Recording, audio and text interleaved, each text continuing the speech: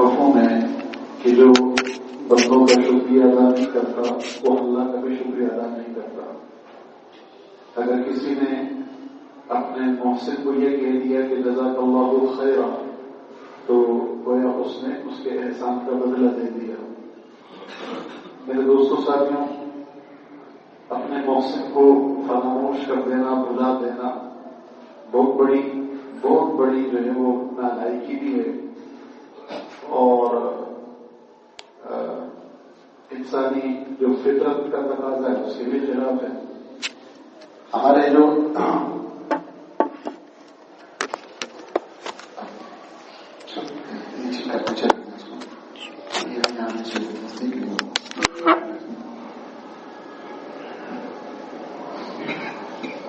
ہم سب پر جو احسانات کی بارش ہے سب سے زیادہ ہمارے رب کی ہے. اللہ تعالیٰ ہمارے محسن حقیقی ہیں اور اللہ تعالیٰ ہمارے پاک میں فرمانے والی تعدوا نعمت اللہ الا تحصوها. اللہ کے انعامات کو اور اس کے اللہ تعالیٰ کے جو احسانات ہیں اگر ان کو گننا چاہو تو نہیں گن سکتے. ٹھیک ہے.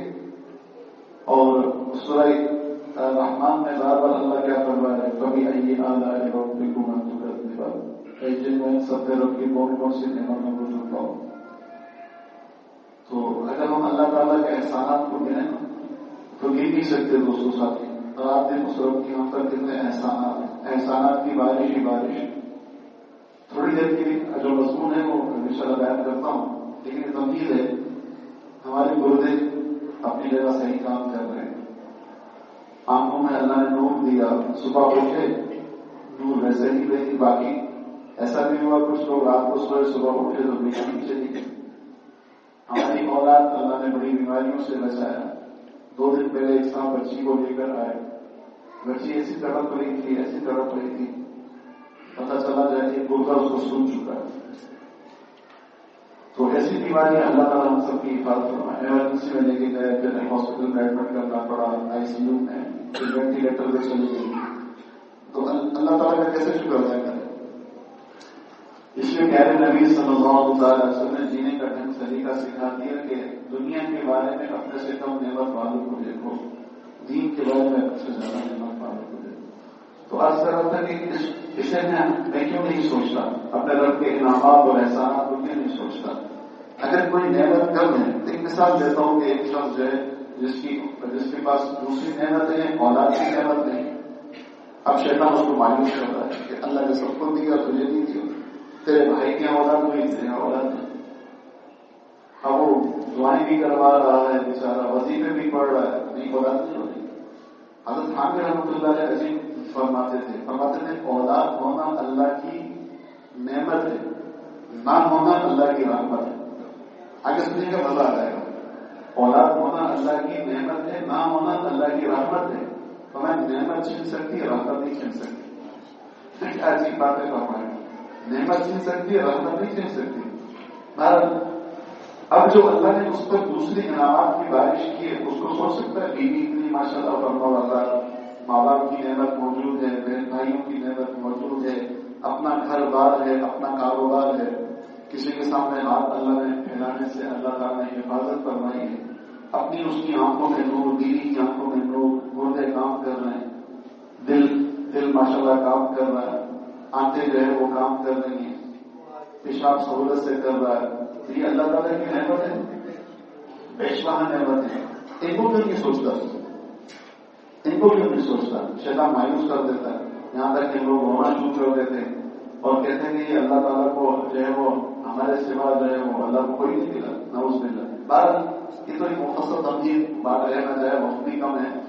میں توجہ چاہوں گا کہ اللہ تعالیٰ کے انعامات احسانات پھر پیارے نبی صلی اللہ علیہ وسلم کے انعامات اور احسانات, پھر آپ صلی اللہ علیہ وسلم کے صحابہ کے انعامات اور احسانات ہم پر گر سکتے ہیں.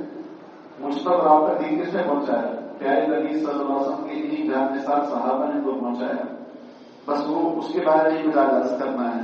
حضور صلی اللہ علیہ وسلم کے جو خلیفہ اول اور خلیفہ بلا فرض سیدنا صدیق اکبر رضی اللہ عنہ, کچھ تھوڑے سے ان کے بارے میں عرض کر دوں گا اور کچھ باتیں کچھ اور صحابہ کے بارے میں عرض کرنی ہے. اپنے محسن کو فراموش کرنا اور ان کے احسانات کو فراموش کرنا، تو یہ انسانیت کے منافی ہیں میرے دوستوں. ساتھ ہم تک دین انہوں نے پہنچایا.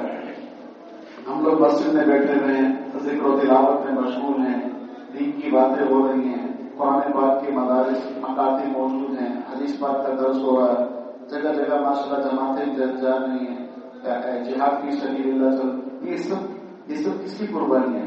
کنہوں نے یہ قربانیاں دی؟ اگر قربانی کی صرف ایک جھلک ہو سکتا ہے، سلسلہ چلتا ہے آگے بھی، لیکن صرف ایک جھلک انشاءاللہ تعالی آپ کو دکھانی، ایک جھلک انشاءاللہ تعالی. کاش ہمیں جو ہے وہ اپنے ان پیاروں کے حالات ہمیں پتہ ہوتے کہ ابو بکر صدیق رضی اللہ عنہ کی سیرت کیا، عمر فاروق رضی اللہ عنہ کون تھے، اور حضرت عثمان ذو النورین رضی اللہ عنہ کون تھے، سیدنا علی رضی اللہ عنہ کون تھے. میرے ایک دوست نے بتایا تو کیونکہ گھر میں ماحول دنیا کا ہے تو اپنی بہن کو حضرت عمر فاروق رضی اللہ عنہ کا نام دیا. بہن کہنے لگی جوان میں کہ عمر کون ہے، عمر کون ہے. شخصیت کا پتہ ہوگا، شخصیت کے باپ کا بھی پتہ ہوگا، پتہ نہیں تو صحابہ کے بارے میں کچھ پتہ نہیں. اور پھر اللہ معاف کرے کچھ وہ لوگ بھی جو بکواس بھی کرتے ہیں، بک کرتے ہیں، اپنی آنکھیں خراب کرتے ہیں اور کچھ بھی نہیں. ایسے ایک شخص کا مرنے لگا تو اس کے منہ سے بہانا نکل رہا تھا. کسی نے اچھا چلو یہ چیز کہیے کیا ہے، تو جو بڑے عالم کھڑے تھے جو بکواس کرتا تھا صحابہ کے بارے میں یہ ہوئی ہے. میرے دوستوں ساتھیوں ہمیں پتہ ہی نہیں ہے نا، ہمیں پتہ ہے کہ شروع سے لپٹ سکھا دیا، نہیں سکھایا تو دین نہیں سکھایا. ہم نے دین کو سیکھنے کی کوشش بھی نہیں کی. بس آپ غور سے سنیے گا اور انشاءاللہ ایسا لگے گا کہ ہم اپنی آنکھوں سے وہ سارے منظر دیکھ رہے ہیں. ایک ان کی قربانیاں اور ہمارا حال کیا ہے. آج دین کیا ہم سے قربانی نہیں مانگ رہا؟ کیا دین میری زندگی سے نہیں نکل رہا؟ دین سے میرا تعلق کتنا پیارے نبی صلی اللہ علیہ وسلم کے جو مصنون اعمال ہے سنت، اس سے میرا معاملہ کیسا سنت ہے میری زندگی سے کیسے نکل رہی. غیروں کے طریقے اچھے لگ رہے ہیں، پیارے نبی صلی اللہ علیہ وسلم کا طریقہ اچھا نہیں لگ رہا. اب ذرا غور سے سنیے گا، ٹھیک ہے. سیدنا عمر فاروق رضی اللہ عنہ کا زمانہ خلافت ہے اور آج کر رہا تھا کہ ابو بکر صدیق رضی اللہ عنہ کی رحلت کے بارے میں کچھ ان کے مناظر کچھ بیان کرنے ہیں، لیکن اللہ تعالیٰ اپنی رحمت سے اللہ ہم نے برکت دے. سیدنا عمر فاروق ابو بکر صدیق رضی اللہ عنہ کے زمانے میں خلافت سے 2 سال کا تو زمانہ تھا، صرف 2 سال کا. ان 2 برسوں میں جو ہے مسلمانوں کی جو ہے وہ لشکر کہاں سے کہاں پہنچے، صحابہ کہاں سے کہاں پہنچے اللہ کے دین کو لے کر. اور پھر حضرت عمر فاروق رضی اللہ عنہ کے زمانہ خلافت میں تقریباً 22 لاکھ مربع میل پر جو ہے وہ اسلام کا پرچم لہرایا. ایسے چھوڑ دینا ہے. اس زمانے میں دوستوں ساتھیوں 2 بڑی طاقتیں تھیں، ایک روم ایک فارس. رومی عیسائی تھے اس زمانے کی سپر طاقت. آج کل کی جو نام نہاد طاقت ہیں امریکہ اور یہ چیزیں، اور اس دور میں بھی اللہ نے دکھا دیا. اس زمانے میں بھی بوریا نشین نے گھٹنے ٹیکنے پر بڑی بڑی طاقتوں کو، بڑے بڑے فرعونوں کو مجبور کیا. آج بھی مدارس کے طلبہ علماء نے الحمدللہ بڑی طاقتوں کو سبق سکھا دیا اور بتا دیا کہ صحابہ کے اصل جانشین یہی لوگ ہیں، اصل یہی لوگ ہیں. اس دور کے اندر مادیت کے دور کے اندر اتنی بڑی ٹیکنالوجی اور اتنی بڑی بڑی طاقتیں مل کر بھی ان مدارس کے طلبہ اور علماء کو شکست نہیں دے سکے. مطلب دل میں ایمان کی شمع روشن ہے، پیارے نبی صلی اللہ علیہ وسلم کے عاشق. قول کے عاشق نہیں ہیں، فعل کے عاشق نہیں ہیں، صرف زبانی عاشق نہیں ہیں، عمل کے لیے عاشق ہیں. میں کل دوستوں سے عرض کر رہا تھا کہ اگر مجھ سے کوئی یہ سوال کرے کہ اس وقت روئے زمین پر کس کا ایمان قابل رشک ہے تو میں انہی علماء مدارس کے علماء اور طلباء کے بارے میں کہوں گا کہ انہی کا ایمان قابل رشک ہے کہ جنہوں نے اس مادیت کے دور کے اندر کفر کی بڑی بڑی طاقتوں کو گھٹنے ٹیکنے پر مجبور کیا اور پھر کس طرح ذریع و خوار ہو کر ایمان سے گئے. اللہ اور ذلت ان پہ مسلط کرے جنہوں نے جگہ جگہ مسلمانوں کا خون بہایا. شروع سے ہی دشمنی ابھی آگے سن لیں گے آپ انشاءاللہ تعالی. اب اس وقت کے حالات جو میں ابھی پڑھ کے سنا رہا ہوں صرف ایک چھوٹی سی جھلک اور آج کے حالات ہم موازنہ کر لیں. سیدنا حضرت عمر فاروق رضی اللہ عنہ کے زمانہ خلافت ہے تو یہ بڑی دنیا کی جو طاقتیں تھیں ان طاقتوں سے مسلمان بیک وقت ان 2 محاذوں پر صحابہ کے سے مشغول تھے. ذرا غور سے سنیے گا، ایمان تازہ نہ ہو تو دل دیکھیے گا. جن لوگوں نے کارنامے انجام دیے صحابہ نے اور دین کو لے کر کے یہ پھیلے، اور انہوں نے جگہ جگہ اسلام کے جھنڈے گاڑے. میں مختصر نام لوں گا، ابھی کچھ نام آ بھی لیں گے.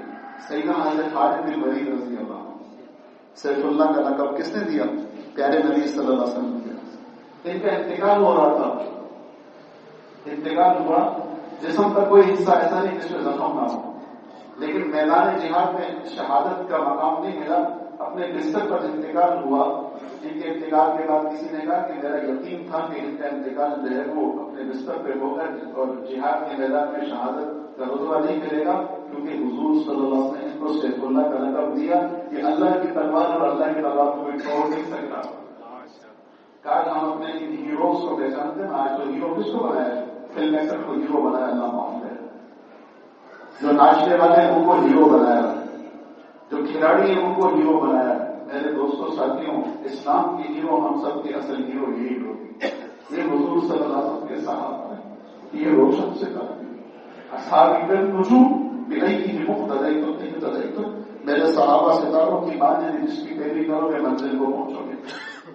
کیا قربانیاں نہیں ہیں. خالد بن ولید رضی اللہ عنہ بڑے بڑے جو ہے مارکوں کے اندر سپہ سالار کمانڈر یہی ہے.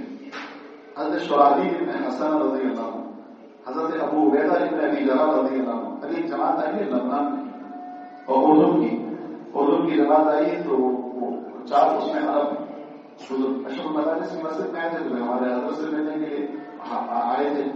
تو 2 علماء پاکستانی پشاور کے انہوں نے تعارف کرایا کہ یہ جو بڑے بھی ہیں نا اردو سے آئے، یہ حضرت ابو عبیدہ ابن ابی جرح رضی اللہ عنہ کی اولاد میں سے، اور ان کی جو اہلی ہیں وہ حضرت عمر فاروق رضی اللہ عنہ کی اولاد میں سے. جو دوسرے عرب تھے کہ سلطان صلاح الدین ایوبی رحمۃ اللہ علیہ کی اولاد میں سے. میں مسجد میں بیٹھوں ممبر پر، یقین جانے جب وہ آئے میں نے ان کو دیکھا، مجھے ایسا لگا جیسے صحابہ ان کے چہرے ہی کچھ اور تھے نا، ان کے چہرے ہی کچھ اور تھے. وہ سلطان صلاح الدین ایوبی رحمۃ اللہ علیہ کی جو اولاد میں وہ 11ویں یا 12ویں دفعہ پاکستان آئے ماشاء اللہ جماعت میں، وہاں سے یہاں آئے ماشاء اللہ. اچھا اب سنیے گا، حضرت ابو عبیدہ ابن ابی جرح رضی اللہ عنہ، شراحیل ابن حسن رضی اللہ عنہ. آگے چلتے ہیں حضرت سعد بن ابی وقاص رضی اللہ عنہ. وہ تو داستان سننے کی جنگ قادسیہ میں مسلمانوں کے سپہ سالار یہی تھے، حضرت سعد بن ابی وقاص رضی اللہ عنہ. آگے انشاءاللہ زندگی کو عرض کروں گا، لیکن یہاں جو ہے وہ ایک مارکے کا عرض کرنا ہے جس میں مسلمانوں کی طرف سے جو سپہ سالار تھے وہ تھے حضرت نعمان بن مقرن، حضرت نعمان بن مقرن رضی اللہ عنہ. یہ مسلمانوں کے سپہ سالار تھے، اور یہ فارس والوں سے یہ ایک بہت بڑا مارکا ہوا تھا مسلمانوں کا، اور اس مارکے کا نام ہے نہاون. مارکا ہے نہاون کا نام ہے. سنیے گا، حضرت عمر فاروق رضی اللہ عنہ کا زمانہ خلافت ہے. اب ایک بار غور سے سنیے گا، اب ایسا لگے گا کہ ہم اپنی آنکھوں سے وہ منظر دیکھ رہے ہیں. ٹھیک،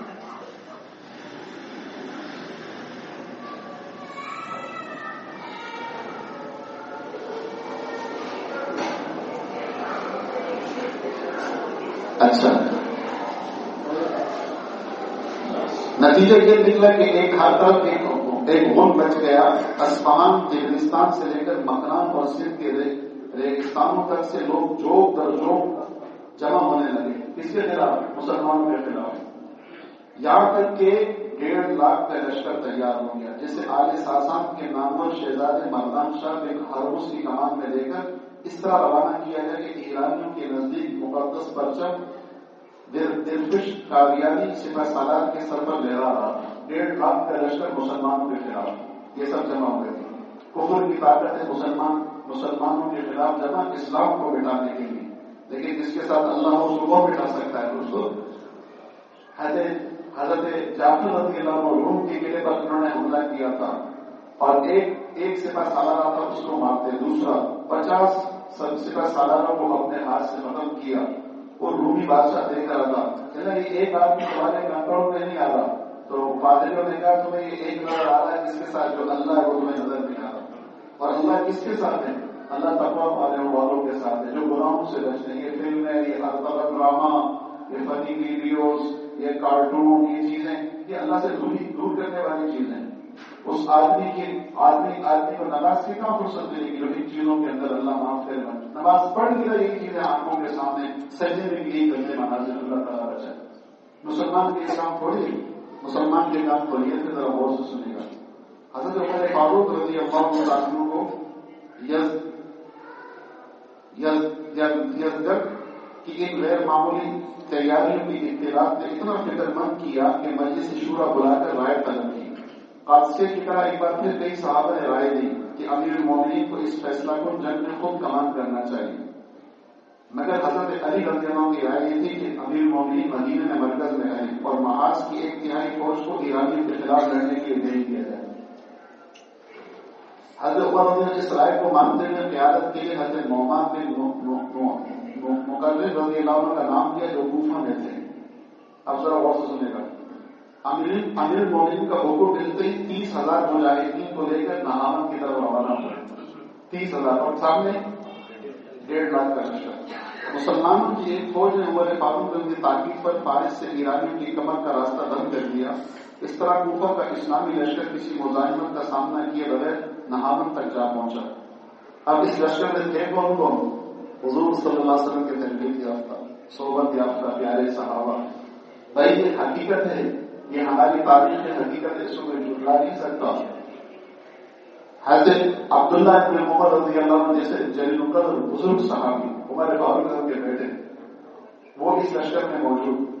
آگے سنے گا. حضرت مغیرہ بن شعبہ رضی اللہ عنہ، حضرت حذیفہ ابن یمان رضی اللہ عنہ، حضرت عامر بن مالک کریم رضی اللہ عنہ، حضرت جریر بن عبداللہ بجلی رضی اللہ عنہ، یہ نامور مشہور صحابہ موجود تھے. ان میں مغیرہ ابن شعبہ نے سفیر بن کر ایرانی سپہ سالار مردان سے گفتگو کی مگر بات بے نتیجہ نکلی. دونوں فوجیں آمنے سامنے. نعمان بن مقرر رضی اللہ عنہ نے فوج کے ہر اول دستے پر اپنے بھائی حضرت نعیم رضی اللہ عنہ کو مقرر کیا اور دائیں بائیں پیادہ کی کمان حذیفہ رضی اللہ عنہ اور اپنے دوسرے بھائی سہیل رضی اللہ عنہ کے ہاتھ میں دی. ایرانیوں نے اس بار جنگ کے لیے بڑی عجیب منصوبہ بندی کی. انہم یقینون کیدا واکیدوا کیدا. اللہ تعالیٰ نے پاک فرما ہے انہم یقینون کیدا، ایک ان کے مکر ہے، ایک ان کے فریب ہے. واکیدوا کیدا، اللہ بابا نے ہماری تدبیر ہے، ہوگا وہ جو اللہ چاہے گا. سنیے گا. وہ خندق کے کھود کر ان میں اتر گئے اور تیر اور پیغام سنبھالے بیٹھے تھے. خندق کے سامنے انہوں نے دور دور تک ہسک کانٹے دار گولے بچھا دیے جن کی وجہ سے مسلمان آگے بڑھ کر حملہ کرنے میں مسلمانوں کو بہت مشکل ہو رہی تھی. ایرانی پھر چاہتے اپنے خندق سے سر ابھار کر مسلمانوں پر تیر کی بارش کرتے اور پھر خندق میں چھپ کر مسلمانوں کی جوابی تیر اندازی سے محفوظ ہو جاتے. کئی دن تک یہ سلسلہ جاری رہا. مسلمان انہیں کسی بھی طرح ان کی محفوظ پناہگاہوں سے باہر نکلنے میں کامیاب نہ ہوئے. آخر سب سر جوڑ کر بیٹھے. کئی تجاویز سامنے آئی مگر حضرت طلیحہ بن خویلد رضی اللہ عنہ نے جو مشورہ دیا وہ یہ تھا: آج تک دشمن نے ہمیں پشت پھیر کر بھاگتے نہیں دیکھا اور مومن کی شان ہے کہ مومن پشت پھیر کر بھاگے. میری رائے کہ ہم ہمارے گھوڑ سوار فوج ان پر ایک بار حملہ کر کے اور پسپائی اختیار کر کے فرار ہو جائیں تو وہ بے فکر ہو کر ان کے پیچھے کھلے میدان میں نکل آئیں گے. پھر ہم ان کی خبر لیں گے، پھر مسلمان کی خبر لیں گے. نعمان بن مقرر رضی اللہ عنہ نے اس تجویز کو سراہتے ہوئے اب سنے گا. یہ آگے جو نام آ رہا ہے جنگ قادسیہ کا اصل ہیرو یہی شخص تھا. کبھی سناؤں گا انشاءاللہ. حضرت قعقاع بن عمرو رضی اللہ عنہ ان کو یہ ذمہ داری سونپی. وہ گھوڑ سواروں کو لے کر ایرانیوں کی خندقوں کے قریب جہاں تک پہنچنا ممکن تھا چلے گئے. ان پر زبردست تیر اندازی کی. جواب میں ایرانیوں نے تیر چلائے تو یہ ایک دم میدان سے باہر نکلے. ایرانی یہ سمجھے کہ مسلمان شکست کھا گئے، جان بچا کر بھاگ رہے ہیں. وہ خندقوں سے نکل کر ان کے پیچھے دوڑے. ساتھ زیرہ پوش ایک زنجیر میں پروئے ہوئے پہاڑ کی طرح آگے بڑھ رہے تھے. مردان شاہ نے سپاہیوں کو مزید جوش دلانے کے لیے ان کے پیچھے پورے میدان میں کانٹے دار گولے پھیلا دیے تاکہ ایرانی اپنے دشمن کو نمٹا کر ہی دم لیں اور فرار ہو کر دوبارہ خندقوں میں چھپنے کا خیال بھی دل سے نکال دیں. حضرت قعقاع رضی اللہ عنہ کے گھوڑ سوار دور تک پسپا ہوتے چلے گئے اور ایرانی تیر برساتے ہوئے ان کا تعاقب کرتے رہے. سن رہے نا بھی دوستوں، میدان کے دوسرے سرے پر حضرت نوبات میں مقدم رضی اللہ عنہ اسد فوج کے ساتھ موجود تھے. اپنے ساتھیوں کے اصرار کے باوجود ظہر تک انہوں نے جوابی حملے کی اجازت نہیں دی. نماز ظہر ادا کر کے نعمان رضی اللہ عنہ گھوڑے پر سوار ہوئے، فوج کو مرتب کیا اور دعا کی الہی آج اپنے بندوں کی مدد فرما، اسلام کو فتح مند کر کے میری آنکھیں ٹھنڈی کر اور مجھے شہادت کا جام دلا دے. پھر ساتھیوں سے کہا میں شہید ہو جاؤں تو حذیفہ بن یمان رضی اللہ عنہ کو امیر بنا دینا. یہ کہہ کر مسلمانوں کے دستور جنگ کے مطابق ایک بعد دیگر 3 تکبیریں کہیں، دشمن پر پوری شدت سے حملہ کر دیا. ایرانی جو اپنے خندقوں سے خاصے دور نکل آئے تھے اب کھلے میدان میں لڑنے پر مجبور ہو گئے. شام تک فریقین جان توڑ لڑائی لڑتے رہے. لوہے سے لوہا ٹکرانے کی آوازیں میلوں تک دور سنائی دیتی تھی. بے تحاشا خون بہنے سے میدان میں ایسا کیچڑ ہو گیا کہ گھوڑے پھسل کے گر رہے تھے. اس دوران امیر لشکر نعمان رضی اللہ عنہ کو ایسے لگا، ساتھ ہی گھوڑا پھسلا اور زمین پر آ گئے، مگر اس حالت میں پکار کر رہا، پیارے نبی صلی اللہ علیہ وسلم کے پیارے صاحب پکار کر رہا، کوئی مسلمان جنگ سے ہٹ کر میری طرف متوجہ نہ ہو، میں شہید ہو جاؤں تو توبہ بند کر رہا ہوں. ہمارا مقصد یہی ہے. ادھر ان کے بھائی نعیم بن مقدم نے رضی اللہ عنہ سے پرچم دے کر فوراً حذیفہ بن یمان کو پرچم دے دیا.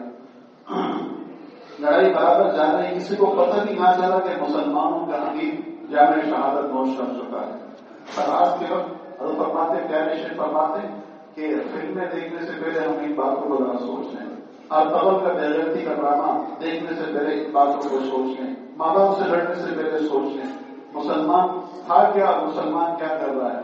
وہاں سے جو فیشن آ رہا ہے یہود و نصارہ کی طرف سے جو ہمارے شروع سے ہی دشمن چلے آ رہے ہیں ان کے ہر تھوک کو آج مسلمان چل رہا ہے. کبھی سنا کہ کسی عیسائی نے مسلمان کی نقل کی، کسی یہودی نے مسلمان کی نقل کی؟ آج مسلمان یہود و نصارہ کی نقل کر رہا ہے. میرے شیخ فرماتے ایسا لگتا ہے جیسے یورپ امریکہ میں ہندوستان میں ہمارے سب شہیدیں ہیں، مدینے میں ہمارا کوئی خلیفہ نہیں. جن کے رونا، جن کی آہ وزاری، جن کا اللہ سے فریاد کرنا ہمارے لیے، ہمارا وہ چہیتا نہیں. چہیتے سارے ہی بیٹھے ہیں نعوذ باللہ. اور اگر کوئی داڑھی رکھ لے، کوئی سنت پر چلے، مولوی بن گیا، ملا بن گیا. ارے ملا نہیں بن گیا، عاشق رسول بنا ہے بھائی، عاشق رسول بنا ہے. جو دین پہ چلے اس کا آج مسلمان ہی مذاق اڑا رہا ہے، مسلمان ہی مسلمان کو انتہا پسند کہہ رہا ہے. کبھی سنا کسی عیسائی نے عیسائی کو انتہا پسند کہا؟ میں چیلنج کر رہا ہوں، لاؤ مجھے ثابت کرو کسی عیسائی نے کسی عیسائی کو انتہا پسند کہا ہو. کسی یہودی نے یہودی کو انتہا، جو فلسطین پر ظلم ڈال رہے ہیں، ان یہودیوں نے کبھی یہودیوں کو ان کو کہا؟ یہ جو بیت المقدس میں ظلم ڈھا رہے ہیں ظالم یہودی، کسی یہودی نے ان کو انتہا پسند کہا؟ دہشت گرد کہا؟ کسی ہندو نے ہندو کو انتہا پسند کہا جو مسلمان کو کشمیر میں اور ہندوستان میں ظلم ڈھا رہے ہیں؟ کبھی نہیں سنا ہوگا.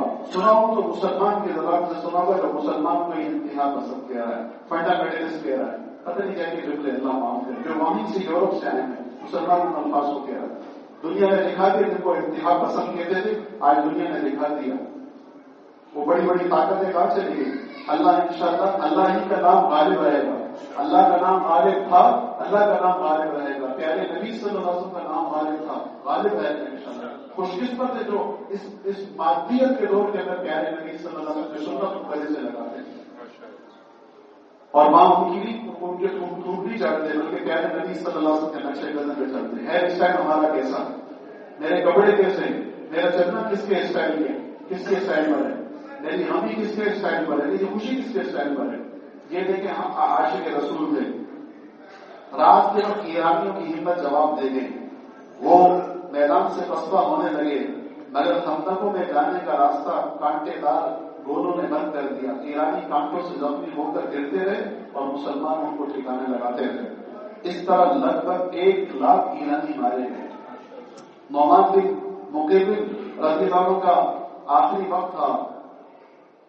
وقت تھا، ابھی شہید نہیں ہوئے، زخموں سے چوٹ اور ان کو آخری وقت میں ان کو فتح کی خوشخبری دی گئی. آخری وقت میں ان کو فتح کی خوشخبری دی گئی اور وہ بولے اللہ کا شکر اور احسان ہے، عمر فاروق رضی اللہ عنہ کو اطلاع دے دینا. یہ کہہ کر اللہ کے پاس چلے گئے. یہ بھی ہمارے ہیرو، یہ فلم اسٹار ہمارے ہیرو نہیں ہے، یہ گلوکار ہمارے ہیرو نہیں، ہمارے صحابہ ہمارے ہیرو ہیں۔ حضرت کعبہ نے نہاون کے بچ نکلنے والے ایرانیوں کا ہمدام تک تعاقب کیا، اسے پتہ کر کے واپس آئے۔ سنیے گا ذرا سے، یہ تاریخی معرکہ 21 ہجری میں لڑا گیا۔ نہاون میں شکست کے بعد آل ساسان کی طاقت ہمیشہ ہمیشہ کے لیے پناہ ہو گئی۔ عمر فاروق رضی اللہ عنہ کو اس معرکے کی اتنی فکر تھی کہ رات دن بے تابانہ دعائیں کر رہے تھے۔ جب انہیں فتح کی بشارت دی گئی، نعمان بن مقرر رضی اللہ عنہ کی شہادت کی خبر دی گئی تو زاروں قطار عمر فاروق رضی اللہ عنہ ہوئے۔ پھر قاصد سے پوچھا اور کون کون شہید ہوا ہے؟ قاصد نے چند مشہور افراد کے نام بتائے اور کہا ان کے علاوہ بہت سے لوگ شہید ہوئے جن سے آپ واقف نہیں ہیں۔ سنیے گا، حضرت عمر رضی اللہ عنہ کی آنکھوں سے ایک بار پھر آنسو بہہ پڑے اور فرمایا اگر عمر ان لوگوں کو نہیں جانتا تو کیا ہوا، اللہ تو ان کو جانتا ہے نا، جس نے انہیں شہادت کا اعزاز بخشا، بس عمر کے جاننے نہ جاننے سے کیا فرق پڑتا ہے۔ میرے دوستوں ساتھی، اس طرح کی بڑی داستان ہے۔ یہ تو ایک بہت معمولی جھلک میں آپ کو دکھائی۔ یہ تھے ہمارے جو ہے صحابہ حضور صلی اللہ علیہ وسلم کے روشن ستارے، جنہوں نے اپنی جانوں کا نذرانہ پیش کیا۔ حضرت ابوبکر صدیق رضی اللہ عنہ کے بارے میں آپ سے عرض کیا تھا، میں انشاءاللہ کچھ عرض کرتا ہوں، ذرا غور سے سنیے گا۔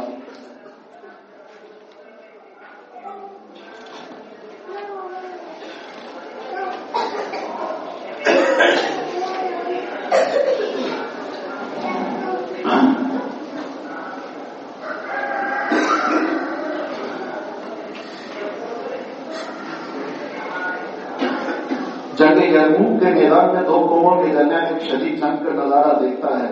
مدینہ منورہ میں ابوبکر صدیق رضی اللہ عنہ کا انتقال ہو گیا، انہوں نے 63 سال کی عمر پائی۔ آپ سے سوال کرتا ہوں، پیارے نبی صلی اللہ علیہ وسلم کی کتنی عمر پائی؟ 63۔ ابوبکر صدیق رضی اللہ عنہ 63 سال عمر پائی۔ 2 سال آپ صلی اللہ علیہ وسلم عمر میں چھوٹے تھے، تو آپ صلی اللہ علیہ وسلم کی دنیا سے پردہ کرنے کے بعد 2 سال ہی زندہ رہے، اور اس کے بعد آپ صلی اللہ علیہ وسلم اللہ سے جانے گئے۔ سیدنا ابوبکر صدیق رضی اللہ عنہ، ذرا غور سے سنیے گا، وہ کئی دنوں سے بیمار چلے آ رہے تھے۔ 1 سال پہلے وہ عرب کے مشہور طبیب حارث بن قلدہ کے ساتھ کھانا نوش کر بیٹھے ہوئے تھے، دسترخوان پہ چاول تھے۔ حارث نے لقمہ نگلتے ہوئے کہا خلیفہ رسول کھانے سے ہاتھ روک لیں، اس میں خاص قسم کا زہر ملا ہوا ہے۔ وہ چونکہ طبیب تھا جس کا اثر ٹھیک 1 سال کے بعد ظاہر ہوتا ہے۔ تاریخ اس کی وضاحت نہیں کر پاتی کہ زہر کھلانے کی سازش کرنے والا کون تھا۔ علامہ ابن حجر رحمۃ اللہ علیہ فرماتے اس کھانے میں یہودیوں نے زہر ملایا تھا۔ یہ شروع سے ہی بس مسلمانوں کے دشمن چلے آ رہے ہیں، مگر یہ پتہ نہیں چلتا کہ یہودی نے کب کیسے خلیفۃ المسلمین کے کھانے میں زہر ملایا، وہ اس سازش میں کیسے کامیاب ہوئے، سازش کرنے والا یہودی کون سا تھا۔ آگے سنیے، باہر کے جو یہودی حضور صلی اللہ علیہ وسلم تک زہری کا لقمہ کھلانے میں کامیاب ہو سکتے تھے، وہ خلیفۃ الرسول کے لیے ایسا جان کیوں نہیں دکھا سکتے تھے۔ زہر کے اثر میں حارث بن قلدہ 1 سال کے بعد چل بسا، اور ٹھیک اسی طرح ابوبکر صدیق رضی اللہ عنہ دنیا سے رخصت ہوئے۔ سنیے گا، اپنی رحلت کا وقت قریب محسوس کر کے ابوبکر صدیق رضی اللہ عنہ حضرت عبدالرحمن بن عوف اور حضرت عثمان رضی اللہ عنہ کو مشورے کے لیے بلایا کہ کسی کو جانشین مقرر کروں۔ ذرا غور سے سنیے گا دوستوں، آپ کے ذہن میں پہلے سے عمر فاروق رضی اللہ عنہ کا نام تھا، جو میرا شبہ اس منصب کے لیے سب سے زیادہ موجود ہے۔ اس لیے پوچھا عمر کے بارے میں تمہاری کیا رائے ہے؟ عبدالرحمن بن عوف جو عمر صحابی ہیں، اشرف مبشرہ میں سے، بولے ان کی فضیلت اور قابلیت میں تو کوئی شک نہیں، مگر ان کی طبیعت میں کچھ سختی ہے۔ ابوبکر نے فرمایا ان میں سختی اس لیے کہ میں نرم ہوں، اور میں سختی اس لیے کہ میں نرم ہوں، جب ان پر خلافت کی ذمہ داری پڑے گی تو خود بخود نرم پڑتے ہیں۔ دوستوں ذرا چھوٹوں سے ساتھ پیچھے جا کر ہم دیکھیں، ہمیں یہ وجہ نظر آئے گا کہ خلافت کے لیے مشورے ہو رہے ہیں، مقصد دنیا نہیں تھا، مقصد یہ تھا کہ دین کو کس طرح آگے پھیلایا جائے اور یہ ذمہ داری کس کے سپرد کی جائے۔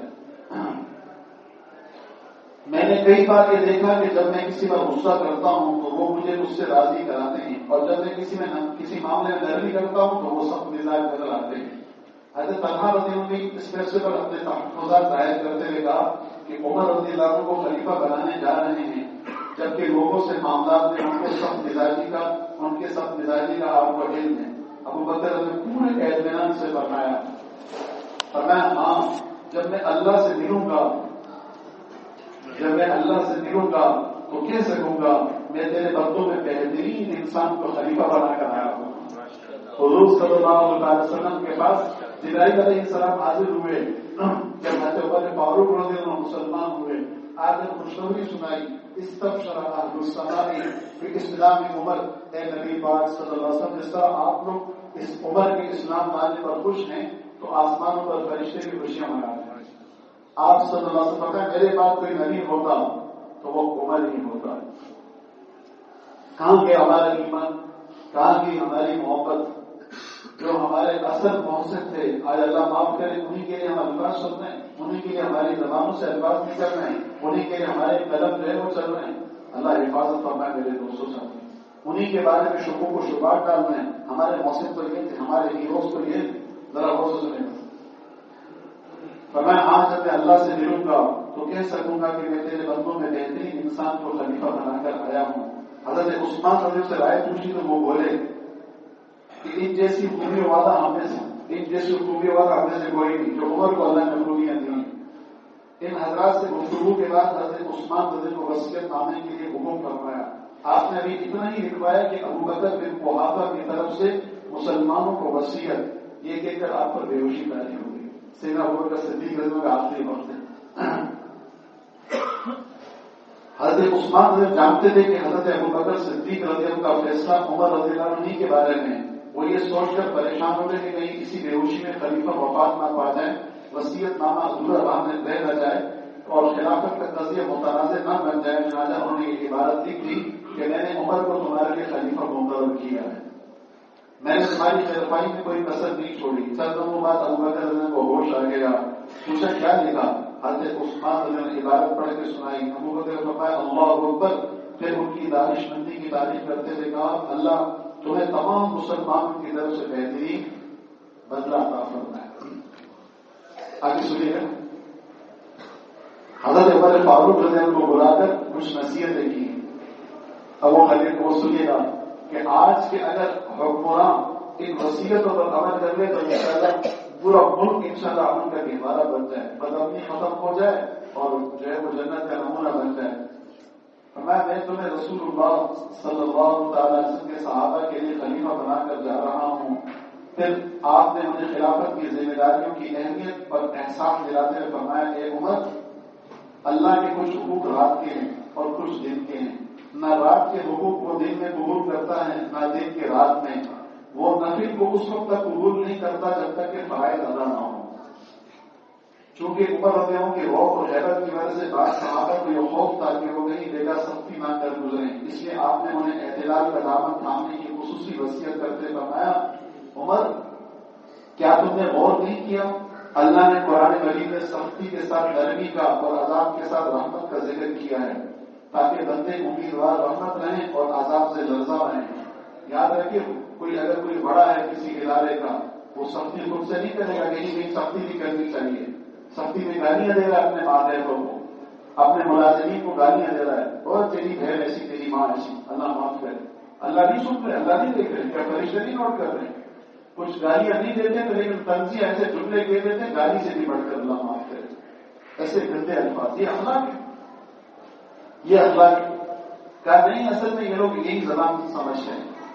میرے دوست آئے، کہا ہماری جو ہے وہ فیکٹری ہے، میں نام نہیں بتاؤں گا کس چیز کی فیکٹری ہے، کیا اصل میں جو ہے وہ مارکیٹنگ کا کام ہم کرتے ہیں اور جو فیکٹری میں جو مال تیار ہو رہا ہے اس کو میرے چچا دیکھتے ہیں، اور چچا مزاج کے بہت تیز ہے۔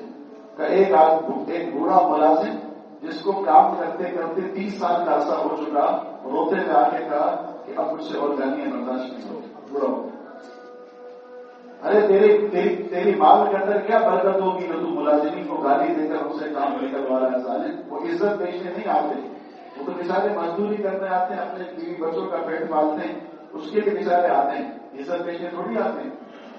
گالم گلوچ اور اور یہ کہنا کہ تجھے میں نکالتا ہوں ابھی کام سے، دیکھتا ہوں تجھے کہاں سے تجھے روزی ملتی نہ. ابے رزاق کیوں ہے بدبخت آدمی؟ رزاق تو اللہ کی ذات ہے، انہیں کی برکت سے تو اللہ تمہیں روزی عطا فرما ہے. اپنے ماتحتوں کے ساتھ یہ رویہ، ان کے ساتھ یہ سلوک، نہیں میں بس مجھے ادارہ چلانا ہے، مجھے کمپنی چلانی، فیکٹری چلانی ہے. اور پھر جو ہے وہ سال بھر کا ایگریمنٹ ہونا ہے، اور ایگریمنٹ کے اندر بھی اللہ معاف کرے ڈنڈی، مہنگائی کام سے کام چلی گئی، اور جو ہے وہ کچھ پیسے بڑھا کے کہا بس گزارا کرو، حالات ٹھیک نہیں ہے. ارے حالات ٹھیک نہیں، خود جا رہا ہے تو باہر ملکوں کے یورپ کے سفر کر رہے فیملی کے ساتھ، اور اپنے ورکروں کی تنخواہ نہیں بڑھا رہا، کہہ رہے حالات صحیح نہیں ہے، کیا کمپنی لاس پہ جا رہی ہے، فیکٹری لاس پہ جا رہی ہے.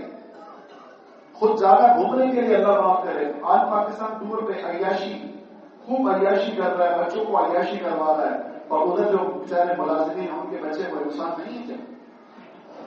وہ بچہ بیمار ہے ہاسپٹل میں، کیا وہ سر وہ بچہ بیمار ہے ہاسپٹل میں، بہت جاؤ کسی سرکاری اسپتال میں داخل کراؤ.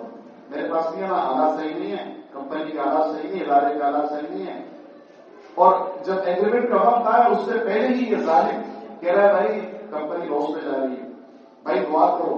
ابھی دعائیں کر رہا ہے، کمپنی لاس پہ جا رہی ہے، دعائیں کرو. کیا مطلب ہے کہ یہ لوگ مطالبہ نہ کریں کہ ہماری سیلری بڑھائی جائے. اللہ نہیں دیکھ رہے. یقین جانے سچ کہتا ہوں، اللہ ان کمزوروں کی برکت سے اللہ تعالیٰ فرماتے. مجھے ایک دوست نے مجھے بتایا، حضرت کی جو ہے وہ دفتر میں کام کرتے تھے، فرمایا کہ جن دنوں کاروبار میں جو ہے وہ اتار آتا تھا، یعنی ایک سیزن ایسا آیا کہ وہ جو ہے وہ کام جو ہے وہ کافی سلو. تو ان دنوں میں ہمارے حضرت پیارے شیخ عارف بلال صوفی شاہ فیروز عبداللہ محمد صلی اللہ علیہ وسلم اور ان کے والد صاحب بابا اللہ تعالیٰ بلی کے رحمت فرمائے، تو وہ اپنے جو ہے وہ ورکروں پر ان کو ہدایا، ان کو ہدیہ دینا، پھر خرچہ کرنا، ان کو اچھا کھانا کھلانا یہ بڑھا دیتے کہ اللہ ان کی برکت سے ہمیں عطا فرمائے. بھروسہ بھی دل جگر کی بات ہے. جس کو اللہ کے وعدوں اور وعیدوں پہ یقین ہے نا، تو وہ انشاءاللہ کسی کا ہاتھ نہیں مارے گا. آج ہو رہے بھائی، آج ہو رہے بیانات بھی ہو رہے ہیں، ایک دوسروں کا اللہ تعالیٰ اللہ رہتا ہے، ایک دوسروں کا اپنے ورکروں کا ہاتھ مارا اور ان کو گالیاں دے رہے ہیں. تو بلا دیا ادھر انداز ہے، ادھر ہمیں دوسرے کا ادھر، یہ انسانیت ہے. اللہ معاف کرے. یہ اللہ کا نہیں، اصل میں اتنا میٹھا نہیں بننا چاہیے، اتنا میٹھا نہیں بننا چاہیے کہ لوگ تمہیں نکلے. بھائی اتنا کڑوا بھی تو نہ کہ تم لوگ تجھے دور کریں. فیصلہ ہم تھوڑی کریں گے، یہ تو علماء مفتی صاحب فیصلہ کریں کس طرح اپنے ورکر کو ڈیل کرنا ہے. اللہ معاف کرے، خود ہی مفتی آدم بنا ہوا ہوں، خود ہی پتہ نہیں کیا کیا بنا ہوا ہوں. سنیے گا اب بات ختم ہو رہی ہے، چونکہ عمر کیا تم نے غور نہیں کیا؟ اللہ نے قرآن مجید میں سختی کے ساتھ نرمی اور عذاب کے ساتھ رحمت کا ذکر کیا، اللہ کے بندے امیدوار رحمت رہیں اور عذاب سے لذت رہیں، تاکہ نہ تو کسی کو اتنی خوش فہمی ہو کہ اللہ نے اپنے حد سے زیادہ کی خواہش کرے، اور نہ ایسی مایوسی ہو کہ ہلاکت میں پڑ جائے. آگے سنے گا. اے عمر کیا تم نے نہیں دیکھا اللہ نے جہنمیوں کا ذکر ان کے برے اعمال کے ساتھ کیا، جسے پڑھ کر مجھے ڈر لگتا ہے. ابو بکر صدیق کے آخری الفاظ ہیں جن کو پیارے نبی صلی اللہ علیہ وسلم جنت کی بشارت دے رہے ہیں، اور وہ اپنے خلیفہ سے فرما رہے ہیں، اے عمر اللہ نے دوزخیوں کا ذکر ان کے برے اعمال کے ساتھ کیا، جسے پڑھ کر مجھے ڈر لگتا ہے کہیں میں ان میں ناشمار ہوں.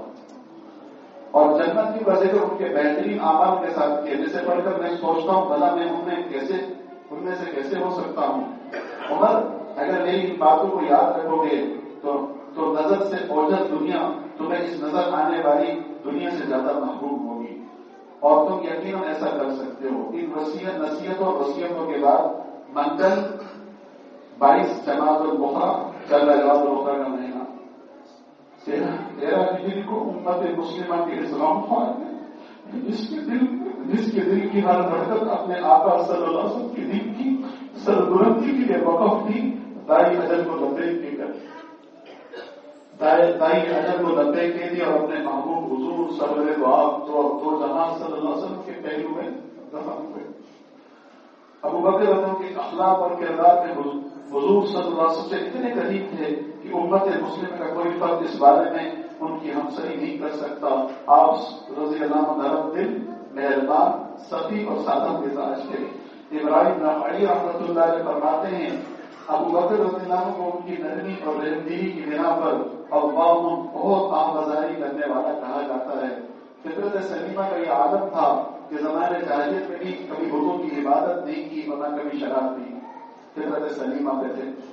گرمی میں کثرت سے روزے رکھتے تھے، جس کی وجہ سے جسم پر چربی کا نام و نشان نہ رہا تھا، بالکل کمزور ہو گئے تھے۔ آپ تاجر پیشہ تھے، اسلام کے لیے خوب خرچ کرتے تھے۔ خلیفہ بنے تو سارا پیسہ بیت المال میں جمع کرا دیا۔ ابو بکر رضی اللہ عنہ کا اندازہ اس بات سے لگایا جا سکتا ہے کہ رسول اللہ صلی اللہ علیہ وسلم فرمایا کرتے تھے، ما لأحد عندنا ید الا وقد کافینا ما خلا ابو بکر فإن له عندنا ید یکافئہ اللہ به یوم القیامہ۔ ہم ہر شخص کی بھلائی کا بدلہ ادا کر چکے سوائے ابو بکر کے، ان کے ہم پر اتنے احسانات ہیں کہ ان کا بدلہ قیامت کے دن اللہ ہی عطا فرمائے گا۔ نبی اکرم صلی اللہ تعالی علیہ وسلم سے ایک بات پوچھا گیا، سننا بھائی، پوچھا گیا آپ کو سب سے زیادہ کس سے محبت ہے؟ فرمایا عائشہ سے۔ ہماری امی جان صدیقہ کہا، فرمایا مجھے سب سے زیادہ محبت عائشہ سے۔ اسی عائشہ کے بارے میں آج اللہ معاف کرے زبان سے اور رکھنا، فرمایا پوچھا آپ کو سب سے زیادہ محبت کس سے؟ فرمایا عائشہ سے۔ پوچھا کہ مردوں میں سب سے زیادہ محبوب کون ہے؟ فرمایا عائشہ کے بعد ابو بکر۔ نبی اکرم صلی اللہ علیہ وسلم نے فرمایا اگر میں اللہ کے سوا کسی کو اپنا محبوب بناتا تو یقیناً ابو بکر کو ہی محبوب بناتا۔ سنیے گا، حضرت علی رضی اللہ عنہ سے ان کے بیٹے محمد بن حنفیہ نے پوچھا رحمۃ اللہ علیہ کہ حضور صلی اللہ علیہ وسلم کے بعد بہترین شخص کون؟ انہوں نے بغیر کسی طرف مجھے فرمایا ابو بکر کے سوا کون ہو سکتا ہے؟ ابو بکر کے سوا کون ہو سکتا ہے؟ جب دمشق میں حضرت علی رضی اللہ عنہ سے کسی نے پوچھا اے علی حضور صلی اللہ علیہ وسلم کے صحابہ میں سب سے زیادہ بہادر کون؟ فرمایا ابو بکر تھے۔ کیا ہوئی کہ سب سے زیادہ بہادر ابو بکر تھے۔ پھر پوچھا کہ فرعون کے چچا زاد بھائی شمعان جس کو رجل مومن کہا جاتا ہے، سورہ مومن انہی کے نام پہ نازل، مومن انہی کی جو ہے وہ صفاتی نام پر اللہ نے پوری سورت نازل فرمائی سورہ مومن۔ وہ رجل مومن فرعون کے چچا زاد بھائی جو مسلمان ہوا تھا اور شہید کر دیا گیا، وہ افضل یا ابو بکر؟ فرمایا لوگوں سنو، اس جیسے شمعان جیسے رجل مومن جیسے لوگوں سے پوری دنیا بھر جائے ابو بکر کے مقام پر بھی پہنچا۔ یہ سیدنا علی رضی اللہ عنہ کا یہ فرمان ہے۔ آگے باتیں بہت ساری ہیں۔ ایک بار رسول اللہ صلی اللہ علیہ وسلم نے فرمایا تم میرے رفیق بار ہو اور حوض کوثر پر میرے مصاحب ہو، حوض کوثر پر تم میرے ساتھ ہو گے۔ اللہ کو اتنی باتیں میں وقت دیکھ رہا ہوں، اللہ تعالیٰ میرے دوستوں ساتھی ہم سب کو ایک پیاری ہستی پر کامل اتباع نصیب فرمائے۔ پھر عرض کرتا ہوں ہمارے اصل ہیرو یہی ہیں، ہمارے سر کے تاج یہی ہیں، اور پیارے نبی صلی اللہ علیہ وسلم کے پیارے ہم سب کے پیارے یہی ہیں۔ اللہ ہم سب کو ان کا کامل اتباع نصیب فرمائے، ان کی محبت اللہ نصیب فرمائے۔ اگر عمل میں کوتاہی ہے نا تب بھی ان کی محبت انشاءاللہ جب قیامت کے دن انشاءاللہ ان کا رفیق بنا دے گی انشاءاللہ تعالی، جنت میں ان کا ساتھ نصیب فرما دے گی یہ محبت، کیونکہ پیارے نبی صلی اللہ علیہ وسلم فرمایا المرء مع من احب، انسان اس کے ساتھ رہے گا وہاں پر جس سے دنیا میں محبت کا تعلق رکھتا ہے۔ اللہ ہم سب کو معاف فرما دے، ہماری دنیا کو بھی اللہ ہنسی کر دے، آخرت کو بھی ہنسی کر دے۔ پھر ایک چھوٹی سی گزارش کرتا ہوں کہ آج ہم سب اللہ کے گھر میں بیٹھے بیٹھے ایک عزم کریں کہ انشاءاللہ جان دینے کے اللہ کو ناراض نہیں کرے گا۔ جتنے بھی گناہ ہیں، جن کاموں سے اللہ ناراض ہوتے ہیں، پیارے نبی صلی اللہ علیہ وسلم کا دل دکھتا ہے، ان کاموں کو چھوڑ دیں گے۔ جن کاموں سے اللہ خوش ہوتے ہیں، پیارے نبی صلی اللہ علیہ وسلم کا دل خوش ہوگا، وہ کام انشاءاللہ ہم کریں گے۔ اور نماز، پیارے نبی صلی اللہ علیہ وسلم کی آنکھوں کی ٹھنڈک، دنیا سے جاتے جاتے آپ نے فرمایا نماز مت چھوڑنا۔ آپ صلی اللہ علیہ وسلم کی ہم سب کے لیے یہ وصیت اور نصیحت ہے، ہم نے نماز نہیں چھوڑنی۔ آج عزم کریں، جو گزر چکی اس کی انشاءاللہ ہم قضائے عمری شروع کریں گے، اور آئندہ انشاءاللہ کچھ بھی ہو جائے ہم نے انشاءاللہ نماز نہیں چھوڑ گے انشاءاللہ۔ اللہ مجھے ہم سب کو عمل کی توفیق عطا فرمائے۔ وما علینا الا البلاغ۔ اذان ہونی اس کے بعد